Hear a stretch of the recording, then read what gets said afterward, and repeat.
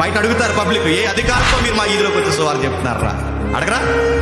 ఏ అధికారంతో మా ఈదిలోకి వచ్చి సువార్త చెప్తున్నారంటే ప్రభు అన్నాడు, హెవెన్లీ అథారిటీతో చెప్తాను చెప్పండి. ఏంటంట? బయటకు అర్థమవుతుంది ఏంటంట?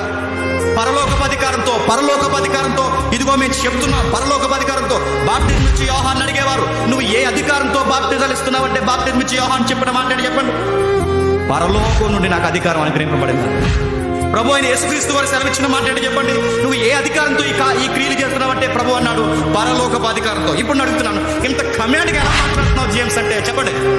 పరలోకపు అధికారంతో మీరు ఎలా చెప్తున్నారు సువార్త? మీకు ఎవడిచ్చారా పర్మిషన్ అంటే పరలోకం ఇస్తుంది మాకు అధికారం. పరలోకం ఈ భూలోకం అధికారాల కన్నా, ఈ అధికారుల కన్నా, ఇక్కడ వచ్చే పర్మిషన్స్ కన్నా మాకు వచ్చిన ఒకే ఒక్క ఆజ్ఞ, పరలోకపు ఆజ్ఞ. దానివల్ల ప్రకటిస్తాం. మనం చెబుతాం, అడ్డొస్తారు, రకరకాల ఇబ్బందులకు మనకు గురి చేస్తారు. సైలెంట్.